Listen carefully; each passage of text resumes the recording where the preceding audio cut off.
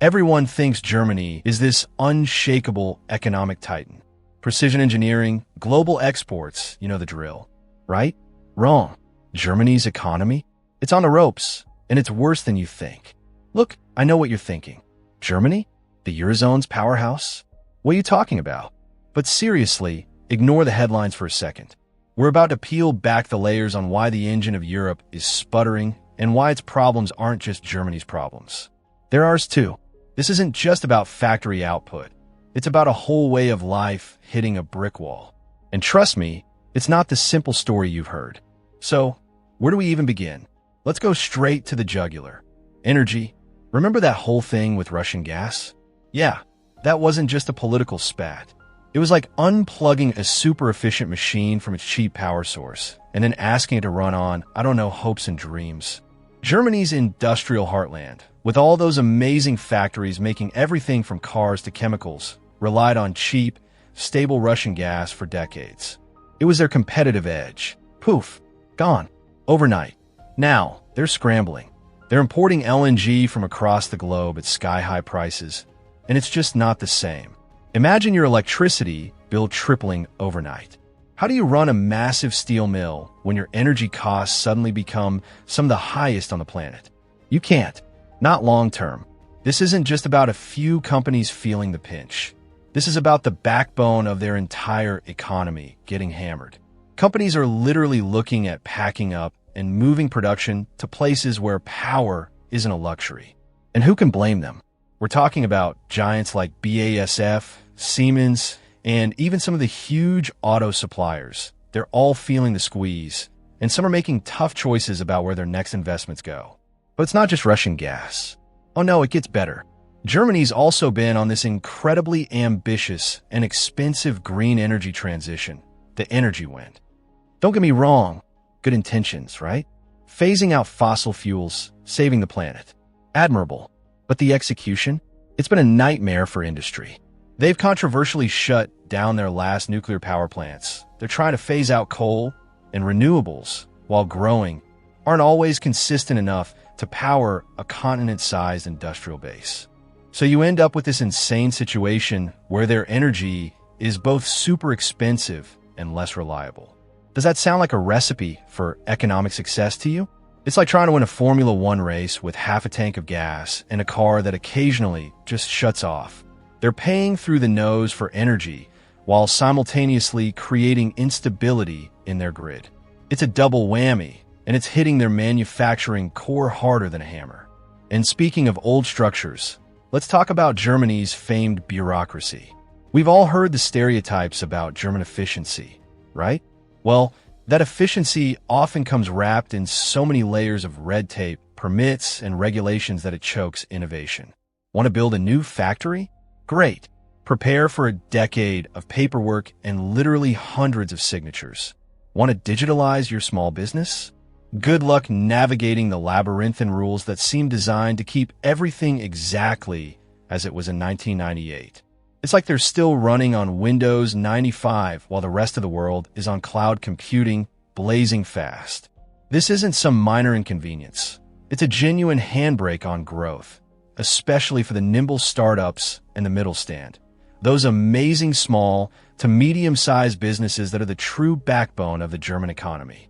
They're suffocating under their own weight of complexity. It's costing them billions in lost opportunities and scaring off investors who just want to get things done. Then there's the whole demographic time bomb. Germany has one of the oldest populations in the world. Birth rates are low, and people are living longer. What does that mean? Fewer young people entering the workforce to support a growing number of retirees. Seriously, who's going to pay the pensions? And more importantly, who's going to do the work? They have a massive skilled labor shortage right now. Companies can't find engineers, IT specialists, even skilled tradespeople. You can have the best factories, the best ideas, but if you don't have the people to build, innovate, and produce, it's all just potential. They're facing a demographic cliff, and it's eroding their productive capacity year after year. And we can't talk about Germany without talking about China. For decades, Germany's economic miracle was fueled by exports, and China became their biggest, hungriest customer. German cars, German machinery, German chemicals, China bought it all. But here's the problem. China's economy is slowing down. Big time. Their own growth is faltering, and they're becoming increasingly protectionist, wanting to build their own advanced manufacturing. Suddenly, Germany's biggest customer is becoming their biggest competitor. How's that for a plot twist? This isn't just a hiccup in trade. It's a fundamental shift. Germany put all its eggs in the Chinese basket, and now that basket is getting wobbly. This massive dependence leaves them incredibly vulnerable to global trade tensions, supply chain disruptions, and China's own domestic woes. It's a massive reevaluation that they're only just beginning to grapple with. Oh, and let's not forget infrastructure. You'd think a country known for engineering would have killer roads, bridges, and digital networks, right? Wrong again. Years of underinvestment have left much of Germany's critical infrastructure creaking at the seams.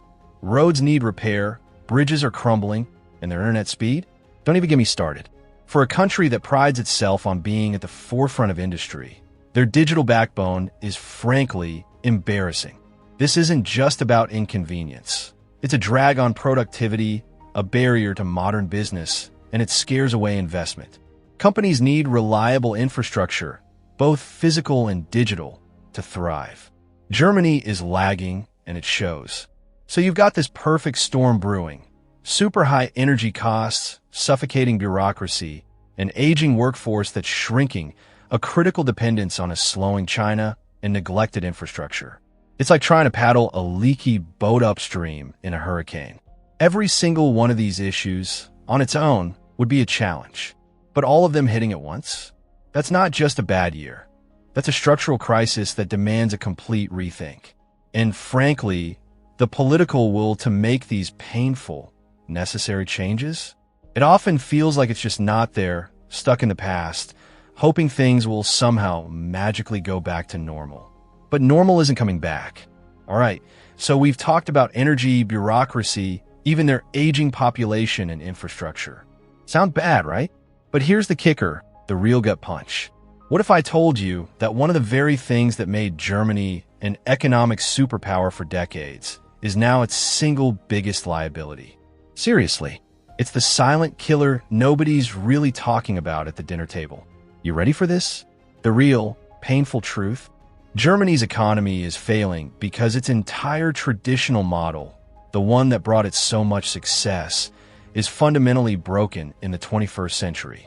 It's built on two shaky pillars: cheap energy and an insatiable global demand for its high-quality manufactured goods, especially from places like China. Both of those pillars are crumbling big time.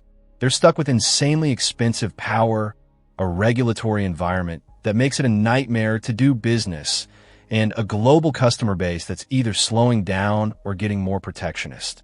They're a high-cost, high-quality manufacturer in a world that increasingly values flexibility, speed, and lower costs. Their perfectionism, once a strength, now makes them too slow, too rigid, and too expensive. It's a perfect, tragic storm that's eroding their competitive edge and making their industrial heartland obsolete. So yeah, Germany's not just having a bad quarter. This isn't some cyclical dip.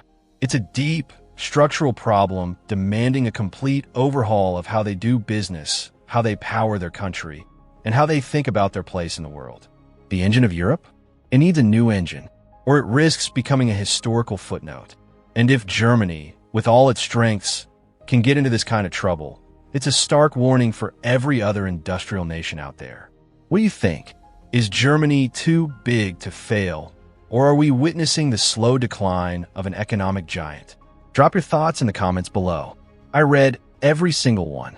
And if you found this deep dive into Germany's economic mess eye-opening, do me a huge favor.